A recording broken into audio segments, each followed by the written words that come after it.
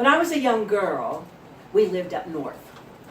Every work day, my father would get into the train and commute into New York City. He worked in Manhattan.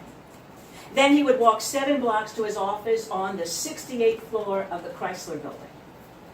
And when I was 6 years old, my father received a promotion. And his promotion required us to move. My family and I, we flew across the Atlantic Ocean to our new home. We moved to Sicily, to the beautiful city of Palermo. And everything about that world was completely different than the world I knew in the United States. My American neighborhood, it was made up of street after street, of white, tan, or beige houses. But my new Italian neighborhood, it was filled with purple bougainvillea, yellow honeysuckle, and red geraniums. My new neighborhood, it consisted of 3 high-rise apartment buildings. And we lived on the 16th floor.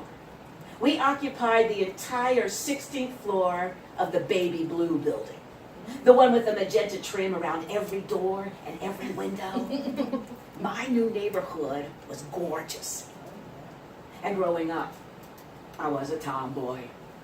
I spent all of my time outside, riding my bike, roller skating, playing hopscotch.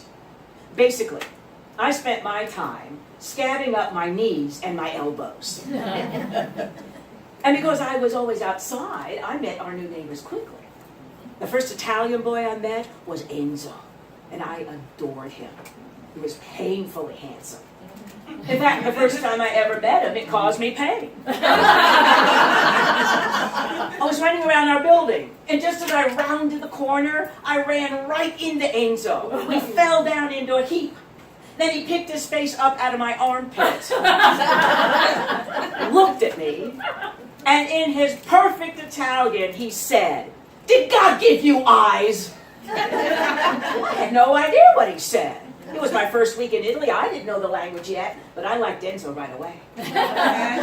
Right after he said those words, he started to laugh. And then he started to laugh so hard, he started to snort. And in my family, I was the only person who snorted, and I got in trouble every time I did. So I liked Enzo right away.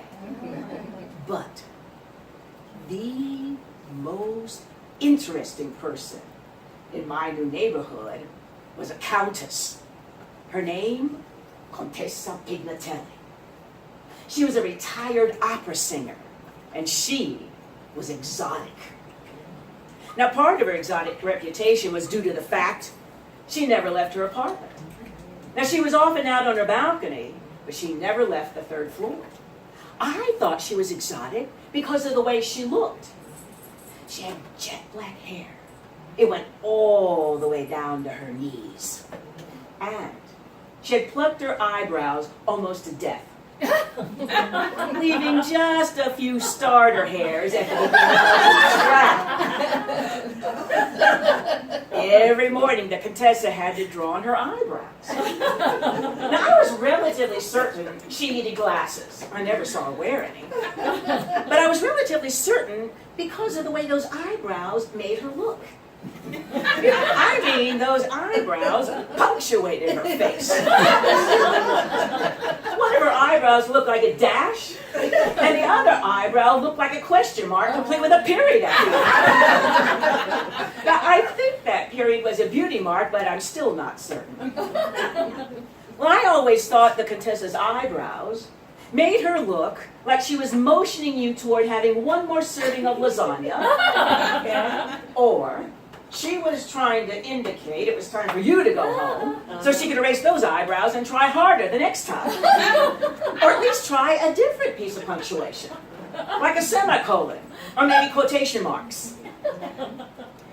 Well, even though the Contessa's eyebrows were bizarre, I thought she was beautiful.